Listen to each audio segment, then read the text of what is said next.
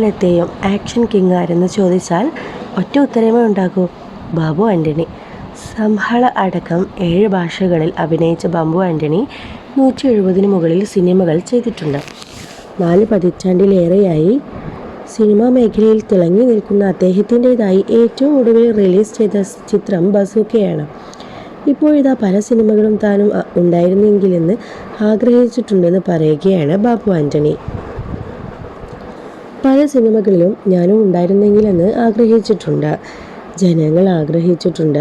ഈ കാലത്തിനിടയ്ക്ക് ഒരുപാട് നല്ല നല്ല കഥാപാത്രങ്ങൾ എനിക്ക് കിട്ടിയിട്ടുണ്ട്. ജനങ്ങൾക്ക് നമ്മളെ കാണാനുള്ള ആഗ്രഹം അതാണ് എന്നെ നിലനിർത്തുന്നതെന്നാണ് ഞാൻ വിശ്വസിക്കുന്നത് എന്ന് ബാബു ആൻ്റണി പറഞ്ഞു. കൗമുദി മൂവീസിനോടായിരുന്നു അദ്ദേഹത്തിൻ്റെ പ്രതികരണം.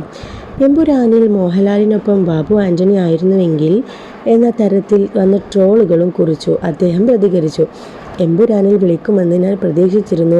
കാരണം ഇത്രയും വലിയൊരു സിനിമ വരുമ്പോൾ പൃഥ്വിരാജൊക്കെ നമ്മുടെ മടിയിലിരുന്ന ആളാണ്. കാർണിവലിൻ്റെ ഒക്കെ സമയത്ത് ഫഹദ്, ദുൽഖറൊക്കെ നമ്മുടെ മടിയിലിരുന്ന് കളിച്ചു വളർന്ന പിള്ളേരാണ്.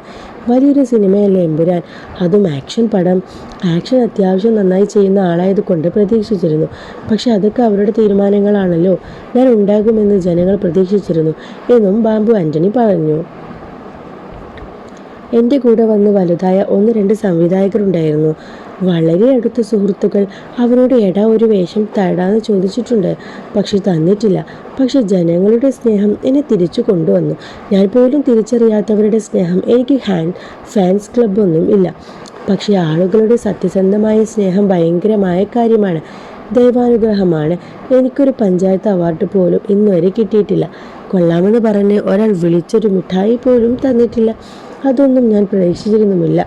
അവാർഡുകളല്ല ലക്ഷ്യം, ജനങ്ങളെ എൻ്റർടൈൻ ചെയ്യിക്കണം. ഞാനൊരു എൻ്റർടൈനറാണല്ലോ എന്നും ബാബു ആൻ്റണി പറഞ്ഞു.